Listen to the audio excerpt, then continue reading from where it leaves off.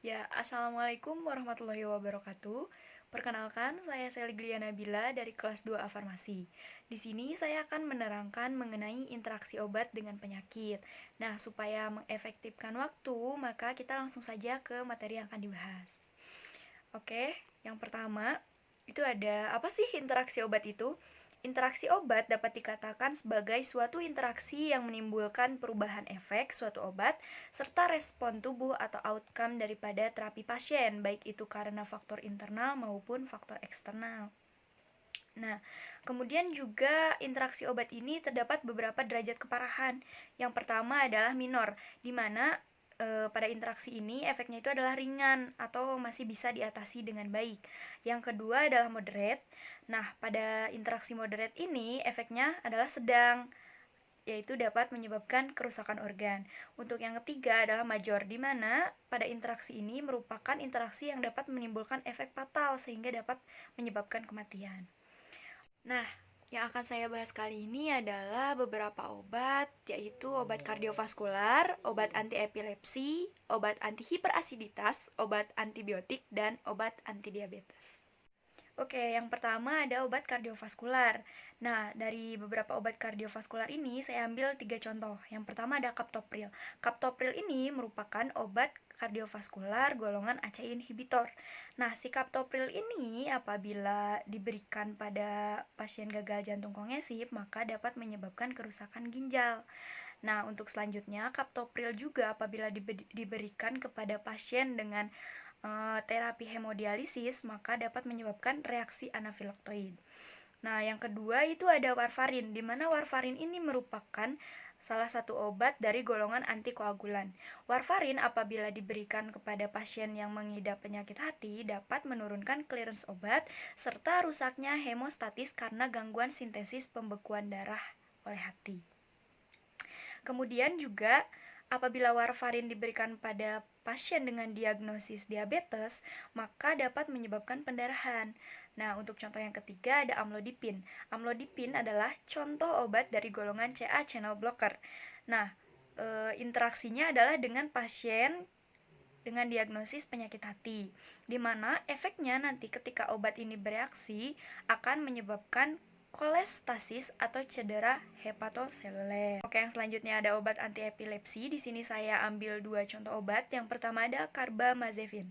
Carbamazepin ini apabila diberikan kepada pasien dengan penyakit hati maka dapat menyebabkan peningkatan kadar obat anti epilepsi dan peningkatan resiko toksisitas. Kemudian juga apabila carbamazepin ini diberikan pada pasien dengan disfungsi ginjal, maka dapat menyebabkan penurunan clearance plasma dan perpanjangan waktu paruh dari si carbamazepin.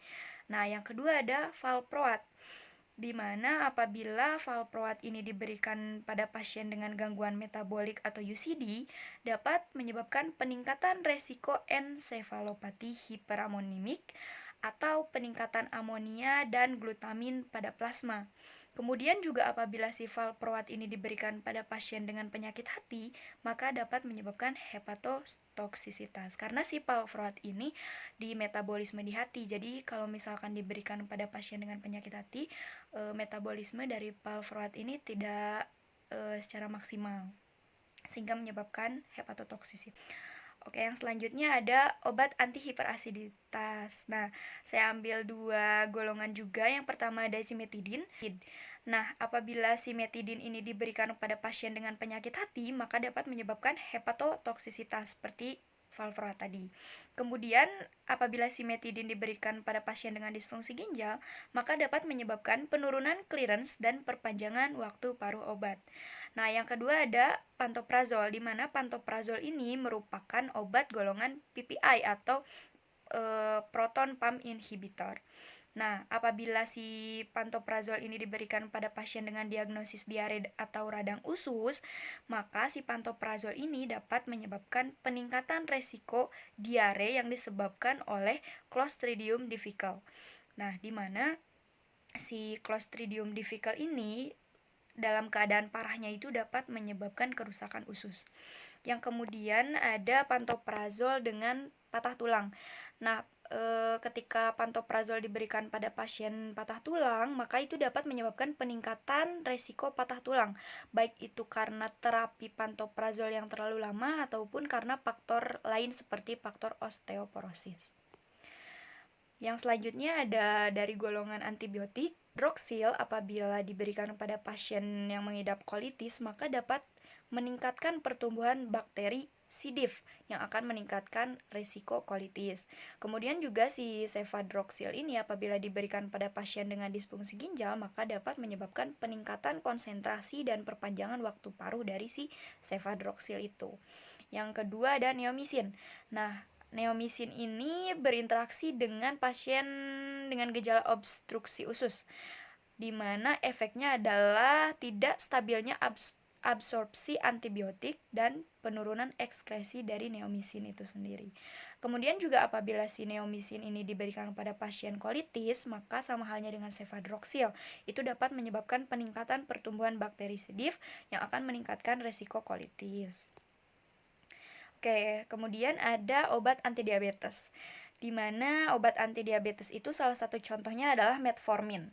Nah, metformin apabila diberikan pada pasien dengan disfungsi ginjal atau penyakit hati dapat menyebabkan peningkatan resiko terjadinya hipoperfusi dan hipoksemia.